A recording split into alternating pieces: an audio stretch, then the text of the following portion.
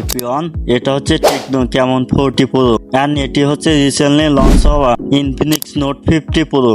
But দুইটা phone দেখে আপনি কনফিউজ হতে পারেন কোনটা রেখে কোনটা কিনবেন, কারণ দুইটা ফোনের প্রাইস মাত্র 3 থেকে 4 হাজার টাকার মধ্যে একটা গ্যাপ আছে। তো আজকে ভিডিওতে কথা বলবো techno Camon 40 pro versus Infinix note 50 pro এর কনফিগার ও ইন ডিটেলে কথা বলবো। আশা করি পুরো ভিডিওটি আমাদের সাথে কন্টিনিউ করবেন। এন্ড আপনি যদি আমাদের চ্যানেলের নতুন দর্শক হয়ে থাকেন, মাস্ট বি চ্যানেলটি সাবস্ক্রাইব করেন এবং পাশে থাকা বেল বাটনটি অল প্রেস করেন। ফার্স্টে দুইটি ফোনের ডিজাইন দিয়ে কথা বলবো। দুইটা ফোনের ডিজাইন চমৎকার থাকলেও ইনফিনিক্সের ফোনের ডিজাইনটা আমার কাছে ইউনিক মনে হয়েছে। অন্যদিকে টেকনো ফোনে ব্যবহার করা হয়েছে প্লাস্টিক। সো এদিক থেকে দুইটা ফোনের তফাৎ রয়েছে। ফিচারের দিক থেকে ইনফিনিক্সের ফোনে এক ধাপ এগিয়ে রয়েছে, মানে এই ফোনটিতে ইনস্টল করা হয়েছে ইমার্জেন্সি এলইডি, যার ফলে আপনার হার্ট রেট চেক করতে পারবেন। দুইটা ফোনের ওয়েটের ক্ষেত্রে তফাৎ রয়েছে, যেমন টেকনো ফোনের ওয়েট হচ্ছে 188 গ্রাম, অন্যদিকে ইনফিনিক্সের ফোনের ওয়েট 198 গ্রামের মতো। সো আমার কাছে মনে হয় ওয়েট এবং এক্সট্রা ফিচারের দিক থেকে ইনফিনিক্স এখানে এক ধাপ এগিয়ে রয়েছে। এখানে প্রসেসর নিয়ে কথা বলে ইনফিনিক্স এবং টেকনো ফোনে সেম প্রসেসর ব্যবহার করা হয়েছে, মানে মিডিয়াটেক G100 আলটিমেট, যেটা 6 ন্যানোমিটার বিল্ড করা অক্টো প্রসেসর। এবং দুইটি ফোনে র্যাম থাকছে 8/256 জিবি। স্টোরেজ টাইপ হিসেবে এখানে থাকছে UFS 2.2 এবং র্যাম টাইপ LPDDR4X।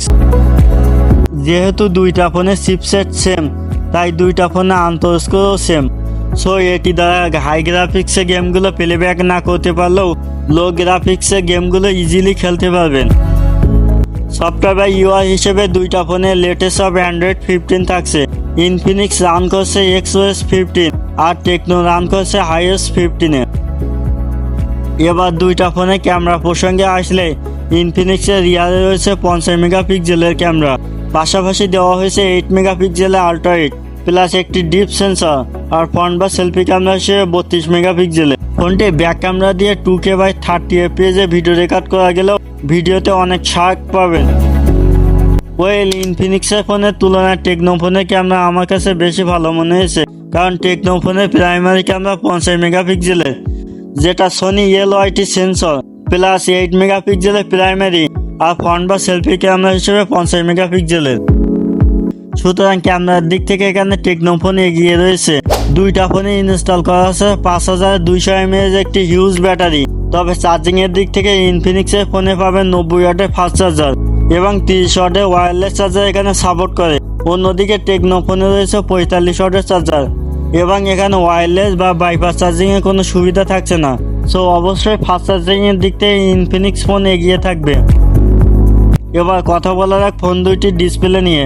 তো টেকনো ফোনের সামনের দিকে রয়েছে 6.7 ইঞ্চের একটি কাট অ্যামোলেড প্যানেল, যা 120 Hz রিফ্রেশ রেট সাপোর্ট করে। অন্যদিকে ইনফিনিক্সের ফোনে রয়েছে 6.7 ইঞ্চের একটা অ্যামোলেড প্যানেল, যা 144 Hz fast refresh rate support করে। সহজ কথায় যারা কাট অ্যামোলেড প্যানেল পছন্দ করেন তারা চয়েস করতে পারেন টেকনোর এই ফোনটি।